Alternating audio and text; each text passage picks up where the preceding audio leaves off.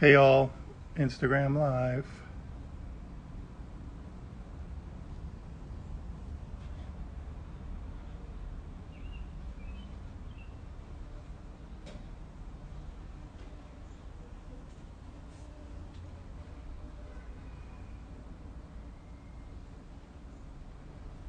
Hey all, just waiting to get started here at noon. We're going to be talking about regenerative agriculture today. And let me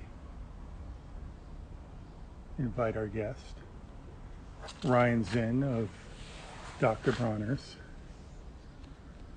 So hang on, just bear with me.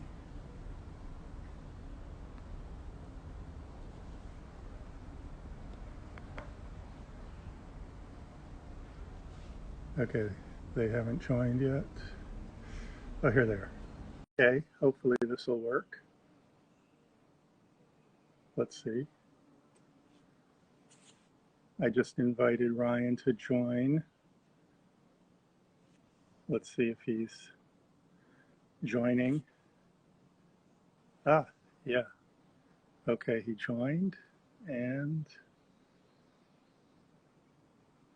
hang on. Here we go. Think this will work. Ryan, you get the accepted. Hang on.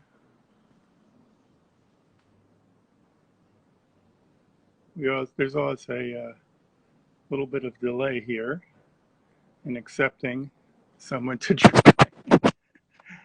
Technology doesn't always want to behave. Dr. Bronner is unable to join. Why is that? Hang on. Hitting accept. Oh, there we go. Hey there, good morning, good Okay, afternoon. How's it worked. There's always that moment when you start an Instagram live, like, is it really going to work or is yeah, it going to be a total fail? So, good, great to connect, Seth. Thank you so much for having me. yeah, it's great to correct. I just need to turn up the volume a little bit. Um, where are you joining us again from, Ryan? Yeah, I am in lovely Southern California in a town called Santa Ana, just south of Disneyland for those of you that are looking for a good landmark. Okay. Yeah, and I'm joining from Washington, D.C. in my garden because I think it's going to be quieter out here than in my house. So hopefully Yeah, okay. everyone can hear me okay, and this will be good. So we're really psyched to have you join us today, Ryan, and to talk about regenerative agriculture. As you know, we launched a podcast called Hot Farm, and we're actually released episode 3 today, and uh, it's basically addressing the whole issue of climate change in agriculture from through the lens of farmers in the Mississippi River Basin Mm, in the Midwest, obviously, and how they're both being affected by climate change and what they're doing either uh, uh, by choice or unwittingly to help mitigate the effects of climate. And I know and we were interested in talking to you guys because you do a lot of work in your area, and it seems pretty core to your entire mission. And I'm wondering if you could just back up and sort of give a little bit of the background to this whole venture and regenerative ag, and maybe in the process explain the difference between, say, organic agriculture and regenerative. It's a word that gets thrown out there a lot, and if you could give us the quick thumbnail sketch of what you guys you know mean by it, that would be great. yeah, absolutely. Yeah, thank you all so much for joining, and thank you so much for having me. This is a great opportunity to talk about, just kind of like the reality on the ground, not only in the U.S. but really globally, as it relates at this intersection between farmer livelihood, farm workers, climate change, and really, I think, the future of food and agriculture. So that's why I think your podcast is it's great timing, right? Because this conversation is really, really prescient. So in our particular case, Dr. Bronner's, folks may be familiar with us, the classic blue label, the liquid soap brand that's been around now for decades. But what few folks know is actually, Dr. Bronner's made a decision almost 20 years ago now to transition all of our raw materials, particularly coconut oil, over to organic sources. And what we quickly found is that it wasn't nearly enough just to buy, organic raw materials and ingredients from brokers, but truly what we had to do is have a much more direct and clear relationship with farmers and farm workers on the ground. So that led us to set up our first organic and fair trade certified operation in Sri Lanka.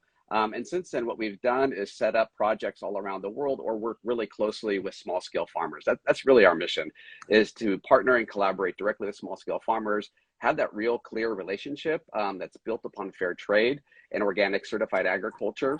But over the last probably 5 or 6 years, we have been seeing the sort of the long tail of the impact of climate change on farmers. So it wasn't like this was something that just appeared overnight, of late, but it been something that we've been observing over time and trying to figure out the right approach to address that.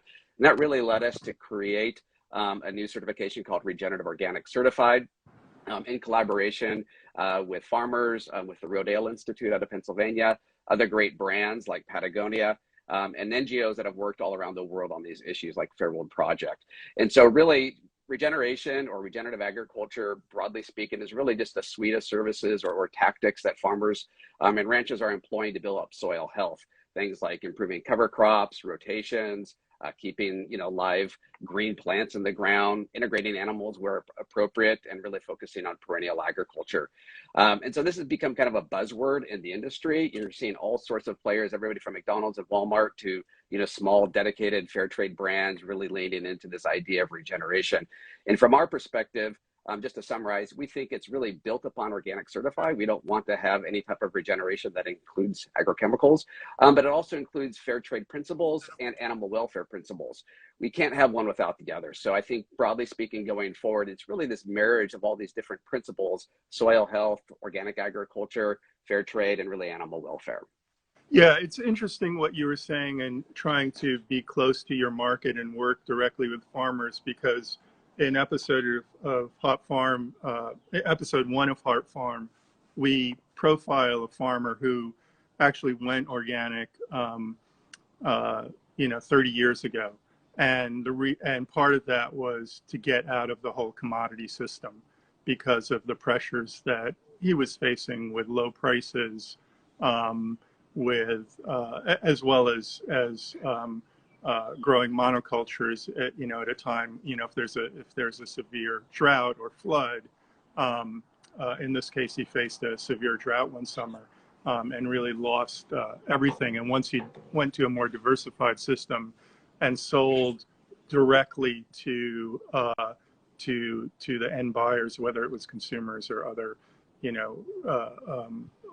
retail chains in his particular area, he was able to shorten that supply chain, create direct relationships, and also with the diversification, be able to weather these climate pressures. And so it sounds like in a way internationally you guys are doing the same thing. And I think what maybe people don't know, and maybe you can talk about, and it's one thing we discovered through our stories at FERN, is how much the category that you're in, whether it's body care or type of products, depends on sourcing materials, mostly from what used to be called the third world or poorer countries, which where farmers are really at the whim of these big commodity markets, and they just don't really see very little of the end retail dollar in terms of what they're making. Can you talk about that a little bit? Yeah, indeed. I think for us, we didn't in a way decide to focus really on these raw materials, specifically or a particular area. The family recipe for liquid soap goes back many generations, and it was really built upon tropical, fatty oils, things like coconut oil and palm oil. And that has led us really to focus on partnering with small scale farmers, just because we see by, implementing many of these fair trade practices, and I would say the economic aspects of regenerative agriculture, which are really critical, which is building up infrastructure, capacity building, and that long-term partnership, I think, is really, really critical. And so the one thing that we've noticed is, like, quite frankly, some of the same challenges I think that farmers are facing here in the US: corporate consolidation, low prices, especially farmers aging out. Those are the same trends we see pretty much all across the world. It doesn't really matter where it's from. And so, our goal is to try to create this sort of lighthouse effect, to be able to provide an example of how a company can partner with farmers and really invest in a local community in a way that is really regenerative and not extractive. I think we see a lot of organic extraction happening all around the world, including the United States, whether that's on the labor front or on the soil front. And really, I think we really want to focus on how do we kind of create a more holistic wraparound approach to sourcing that is really, really powerful, and I think can sort of not only address the values that a consumer has when they think about regenerative agriculture, but can really sort of rebuild rural communities. So I'm curious, in your research for the podcast, what are some of the bigger drivers for farmers as they are looking to maybe implement some regenerative practices, or, go organic, or, create some alternative, pathways to the marketplace? Yeah, it's interesting because in episode 1, we sort of profile people. I think if there's one theme of the whole podcast, it's change. Like, how do you change? And farmers are going to have to change to respond to climate pressures, and we're going to have to, change, really as a whole culture if we're going to continue eating. I think that's like the theme of the podcast. Just the pressures are now so great, and we're not talking about one particular change. There's many changes. There will be many more to come. We don't precisely know which will be the best changes, and so it's kind of like all hands on deck. Let's try things. And so in the first episode, we're sort of profiling people who've made that change, and I think in this case, part of it was economic, as I said, with this farmer that we profiled, and then also it's other farmers who are doing it more idealistically. We have a farmer who's practicing agroforestry, and he's growing trees as a way to both sequester carbon, but also to create more diversification on his farm, and it helps with things like wind blocks, etc. And so there's a lot of different benefits to growing trees. And I know you guys are big proponents of agroforestry too, so we'll get into that. But in our second episode, we focus on more conventional farmers, and what we're looking at there is people who are really tied into a system because they're growing thousands of acres of corn or soybeans, and for them, one, their costs are so high, and their risk is so high that if they change the system, economically, it raises more questions about risk. And so how do you mitigate that? And what's interesting in the second episode is we profile farmers who are actually doing sustainable practices, who are actually adopting things like cover crops, and trying to see see the benefit for them economically, and also to the health of their soil, because I think that's one thing that's more immediate for them in parts of the country where climate change, the level of belief in it is not that high. There's more skepticism. There isn't that level of skepticism about their soil, which they can see washing away in severe floods, into rivers, and that's like their basic long-term capital just going down the drain. So they're doing practices to help preserve that soil, and in the process, it becomes a practice that also helps mitigate climate change. So I think some of the this change is not going to happen if the economic incentive isn't there, if the numbers don't pencil out.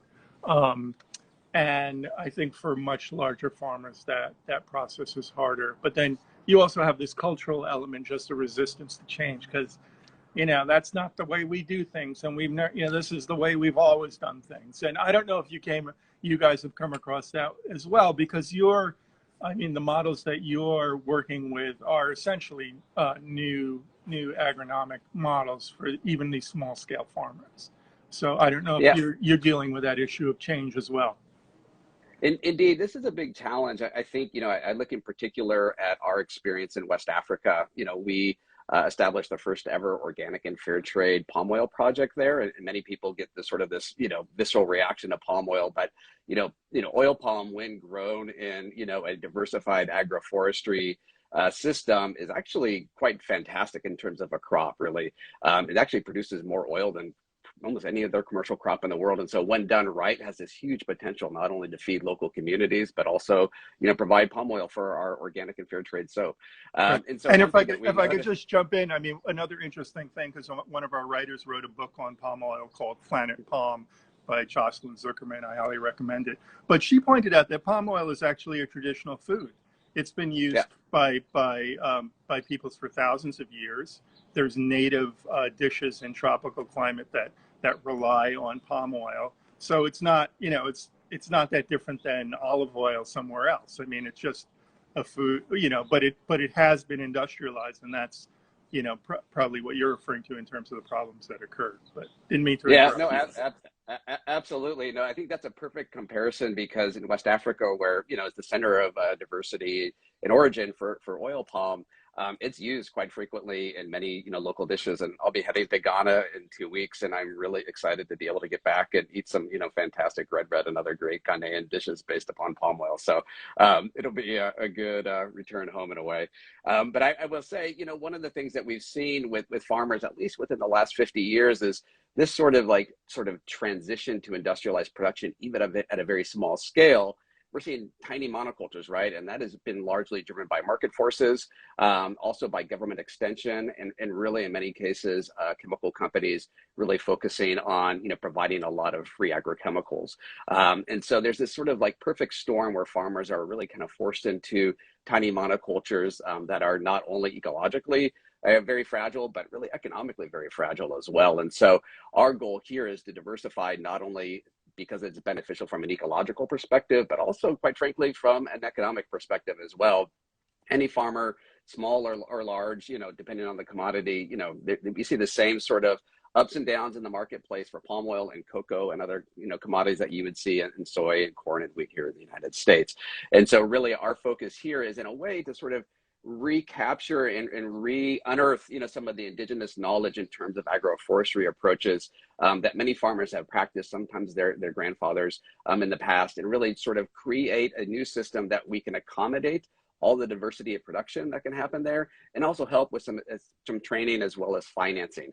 That's I think a big question is how do we make this transition? There's lots of parts that go into it. Certainly financing, guaranteed markets would be another one, and really building out that infrastructure in collaboration. Of the farmers that you've interviewed, are they looking at collaborating more, or is this more kind of that individualistic, perspective that, that's very commonplace, throughout the world in farming communities? Yeah, I think change begins with sort of the early adopters, people who want to go against the grain.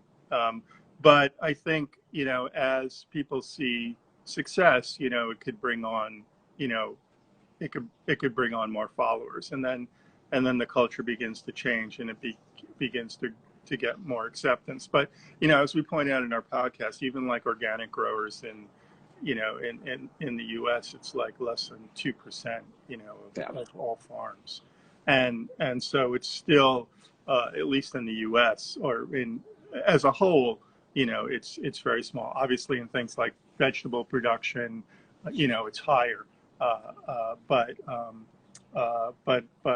in basic commodity crops, it's just not, it hasn't really spread. So the question is, how can these practices spread? And one thing obviously they talk about is incentives. Farmers always want some incentive to do something differently.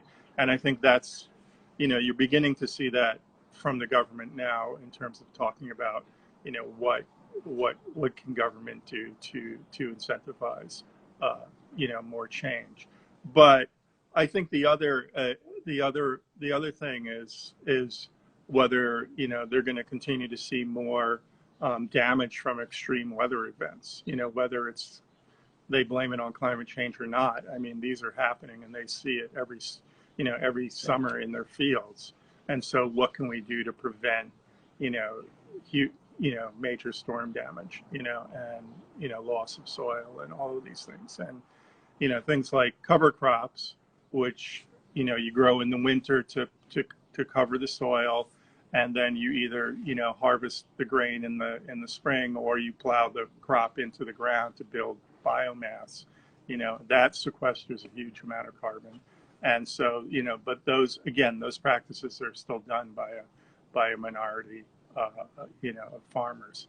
So I think, yeah, I mean, and so our podcast, as I said, deals with this question of what does it take, to get people to change. And I assume, like, in palm oil, as you're pointing out, it's, you have the situation of these basically sharecropper small farmers working in these huge plantations. There are huge costs to their own, environment in terms of chemical poisonings and, degradation of habitat of all sorts, for their native foods. And, and basically they end up making no money anyway. So I could see if you guys come along with a proposition that makes, economic sense, maybe, you would have some takers. But, we did an interesting story from Brazil about agroforestry too, and it was farmers that were sort of countering the trend of felling the Amazon forest for ranches, which is a big, as you know, a huge problem that drives deforestation. And these farmers are actually planting, trees, creating biodiverse environments and making a living off of that. It's still a small movement, but for them it made sense. But again, it goes against the paradigm. So I mean, one question I have for you is, you're one company doing this. Obviously, there's other companies. I mean, but I'll throw the question that you asked me. What does it take to sort of scale this, or to make more, to make bigger change? Yeah, I mean, I think there's a couple of things that we've really focused on. One, collaboration really seems to be key. We're seeing greater collaboration, at least in the natural product space, between companies, even pre-competitively on sourcing. Because quite frankly, I often say, Dr. Bronner's, like, we're relatively unique. We're a family company. We don't have any shareholders, and all of our sort of resources go to actually dedicating to building out these companies and vertical supply chains. But I think that collaboration can really make a big difference. The other thing that I also sort of drive home a lot is that, companies can start by just focusing on maybe some supply chains that are either high risk, things like cocoa, which has sort of this, mix of child labor, major, environmental issues through the use of agrochemicals, and really massive corporate consolidation.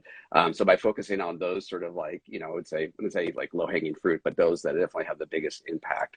And there's actually a huge network, at least internationally, of, fair trade producer organizations and cooperatives.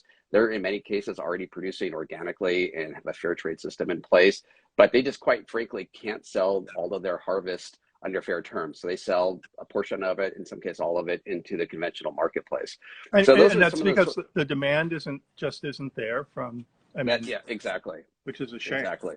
Yeah. Yeah, absolutely. So I think that consumers have a role to play. But I would, this may make me a little bit of a heretic in many cases in some circles, but reality is, over the last 20 years since the National Organic Program in the United States sort of emerged, we've not been able to really move the needle on acreage, right? Because we've relied largely on consumer demand, and that alone isn't going to do it. I think we need to really pull some very serious legislative levers to be able to scale this out at the scale and speed that we need to address both poverty and climate change. So at least domestically, I can see sort of a lot of the proposals around parity pricing bringing those back from, the New Deal era, as well as just quite frankly, regulating the heck out of, clean air and water standards, when it comes to agrochemical use. Because I think you need to sort of both provide a on-ramp for farmers to make that transition. We also have to make it more costly to be able to, produce things like agrochemicals, for example, which have huge impacts both on climate change and on human health. So I think there's like this both and conversation that we need to have, because like at this sort of pace that we're going right now, like, if we're to believe the IPCC report on climate change, coming down the pike, like this isn't going to do it. So I think we need to really be a little bit more politically realistic on what it takes to make this transition at a global level. Yeah, and I think the interesting thing that sort of gets lost in the climate discussion and that we've been pushing is like people, so much of it is about, and rightly so, about, moving away from coal, moving away from carbon fuels. But what people don't really know or understand is that agriculture is responsible for a quarter of all man-made greenhouse gas emissions. And when you include land use, in other words, loss of forests to new agriculture, it goes up to almost, as much as a third. So of all emissions. So it's like a huge problem. And on that note, I'm just wondering, I mean, you guys have worked with all these farmers. I mean, do you have any stories that are like hopeful, or ones that, about people who've changed that you've actually seen, like what the difference it's made in people's lives, or what they're actually doing in their livelihood? Yeah, no, absolutely. I'll talk a little bit about one of our partner projects in Uttar Pradesh, India. They supply virtually all of our mint oil that goes into our most popular soaps. And we work with over 2,000 small-scale farmers in that area, in a region called Bareilly. And so this is one of the few projects that we're sourcing from that is not from, perennial or agroforestry systems. And so as a result, sort of the opportunity there to really sort of implement new projects and really incentivize and innovate with farmers is really fantastic. And so we've done a number of things, including, sort of scaling up a pretty large scale composting operation. We provided some ongoing training to farmers and some equipment as well. But really, the last time I was there, right prior to COVID, I was able to meet with one farmer that supplies our mint oil. And I got to tell you, on his own, this guy was fantastic. A young farmer, 32 years old, and he was able to actually implement this massive, sort of like holistic suite on 2 hectares of ground that allowed him to feed his family, sell into the local market, as well as sell to us in the mint oil. And so he was doing very, very diverse rotations. He had built in sort of a very kind of, in a way, mob grazing program onto his field, even though it was just 2 hectares. And then he was doing just incredible things like undersowing, relay cropping, all these things that really built up soil health. And you could really just see it, him compared to the farmer right next door, who was just kind of stuck in this traditional rotation of like, paddy rice and wheat. His soil was just so rich in humus. And I have to say, like, you can just really quite tell, both in his demeanor, he was very hopeful as compared to some of his neighbors. And to be real honest with you, I think it's some of those farmers that can drive a lot of that innovation and really convince some of their neighbors. To be honest with you, having done sort of this work now for over 20 years, it doesn't make a whole lot of sense for me coming from the US to any farming community to be able to come in and say, hey, look, you got to try, a roller crimper and, cover cropping in the Right. off season. But really, it's this farmer to farmer experience that really has driven a lot of the greatest innovation and scaling out in many countries. And so that's one of the things that we would like to reinforce and really support these, I would say, kind of like leader farmers in the work that they do. Yeah, I mean, I think that's true in the Midwest, and I think that comes across too, that farmers get a sense that they're being talked down to, they're not being listened to. People don't know what their the reality that they're facing, and so in this podcast we try and give them a voice, and I think what you hear is that they do want to try things. They want to remain economically sustainable, but and they care about their farms. Like, they want to improve their soil. Even the diehard conventional farmer has this same view, because the farm's been in their family for 4 generations. So so I think um, the idea of people in a community who are influencers, who are sort of pointing the way ahead, I think is important. And, in the beginning, there'll be a lot of naysayers, but I think as, in a similar situation to what you're talking about, as people see sort of the positive impact of the change, these things could be adopted. So, it's quite. In all the interviews you all did for the podcast, what was one thing that really gave you a lot of hope or surprised you over the course of the interviews? Well, I guess the thing that I mean, I think what really drove a point that was really driven home to me was that farmers know that they are under new pressures from the weather, and they are facing like extreme floods. They're facing droughts, and whether they ascribe it to climate change or not, they know that they have to change their practices to deal with this new reality. So in a sense, it's like irrelevant whether they believe in climate change or not, because they're seeing it on the ground, and they're beginning to react in some ways. So I mean, I think that's the starting point. Like, it's not like, I don't think you need people to like totally, I mean, they could be climate denialists if they're doing the right thing. It doesn't really matter. So we have one farmer it's kind of a riot because he doesn't believe in man-made climate change, but he converted his farm to solar about 8 years ago because it made economic sense. And it made so much economic sense that he became a salesman for solar systems to other farms. So he's like, so he's probably doing a lot more in his actions, which are economically motivated, than someone who's a diehard believer that climate change exists, believes in the science, et cetera. But here's someone who doesn't, who's actually doing, the work. So, Yeah. So I find that kind of that fascinating. And the other thing, and I'll give a preview because we haven't released it yet, of the 4th episode, which comes next week, which raises the question of what's going to happen when California can't grow all the food that it's growing now. And that's happening already with extreme drought. And places like the Central Valley, which provide up to a quarter of our nation's food, they're under severe pressure. So we look at other regions of the country that are actually being studied as places that could replace California in part. But it also raises this whole issue of resiliency of like, if you're dependent on one place for everything, what happens when that place, gets hit by an extreme event? And I think we know the answer to that because it happened during COVID. And we saw what happened to our supply chains, when they broke down. So, having more nodes as opposed to one node, having more farmers rather than fewer farmers, having more markets rather than fewer markets.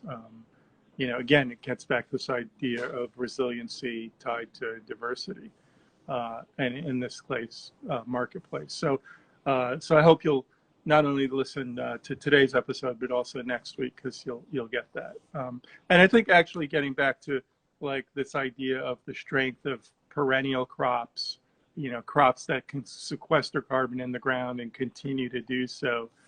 We discussed that today with a perennial wheat crop known as Kernza that researchers and everybody have a lot of hopes for. But it's a new crop, whether it'll be adopted, whether people will buy it, getting to your issue, like what you were saying earlier, is the demand there for it? I mean, these are all big issues. So maybe we should leave it on, like, if you could just talk about the strength of perennial systems and also agroforestry. People don't really think of forests as crops, but can you talk about that and what the benefits of those are? Yeah, so when we talk about agroforestry, basically it's this marriage between agriculture and trees or perennial crops, right? And so oftentimes when we think of farming, it's, sort of crops like corn that you plant and you harvest several months later, and then you rotate or leave the field pretty bare. So really agroforestry in a way is this sort of fantastic, thousands of year old technology developed by indigenous peoples all over the world. And we saw this particularly at our project in Samoa, where they have these ideas of these polycultures, these multiple crops grown on a piece of land, including animals, that are able to provide a diversity of crops. And what we found is that these systems are much more resilient to everything, to drought, to massive, rain events, for example, and hurricanes. And it also produces a number of different species as opposed to just one, which means that farmers can then time that out in a way that feeds their local communities, but also generates some cash and income. And so really our particular approach in the last couple of years is to be able to help farmers focus on reinvesting in these projects to be able to diversify their production. So that way we can not only, produce things like coconut oil for our products, but we can also find markets for farmers for other things that, quite frankly, Dr. Bronners will never actually use, things like cassava, for example, or banana, or anything else that grows in this diversified, what we call multi-strata agroforestry system. And really, what's really fantastic about agroforestry and all of its different variants is that you can actually do so much on it, and actually, in many cases, produce 2 or 3 times the amount of food, fodder, medicinal plants, etc., fiber, than you could on just a typical monocrop. And one of the things that I think is really exciting to see is sort of this concept of silvopasture, which is the incorporation of trees and livestock. Too often we talk about sort of like livestock as like one of the bigger drivers of climate change. And in fact, certainly, beef and dairy is a major, producer of greenhouse gases, but it doesn't necessarily have to be that way. When incorporated with trees on pasture and, perennial fodder, these are ways that we can actually address some of these issues that not only feeds our local communities, but does so in a way that's pretty ecological and support farmers' bottom line. So our sort of like mantra of late is really to be able to accompany and foster farmers' diversification and kind of create all of the services to be able to do that, whether that's financing, training, things like, creating nurseries so that we can be able to provide the planting material to farmers, as well as finding markets for all of these products. So, really it's a more wraparound approach that I think is much more appropriate. Because when we think about regenerative systems, it's not just focusing on soil health alone. That's super important, but if we don't actually create the infrastructure and the economics to make it successful, it's not going to survive in the long term. So I think it's really this bookend approach, and we're really excited to see more and more companies and farmers really digging into agroforestry. Yeah, well, that's great. Well, why don't we end it there? And Ryan, this is like fascinating for me. I mean, I've used Dr. Bronner's soap since I was in college, but I never knew that it really had this whole story behind it. So it's kind of interesting to learn. And I hope people out there listening check out our Hot Farm podcast, which is it's all these issues that we're talking about, but told through stories and through characters of people who are actually doing the work. So I think people will enjoy that. So. Great. Yeah. Thank you so much for having me, Sam. And everybody check out the podcast. It's a great resource to have and to learn more. I'll definitely be tuning in. Okay, great. Thanks, Ryan. Take it easy. Take it easy. Bye-bye. Thanks all for joining.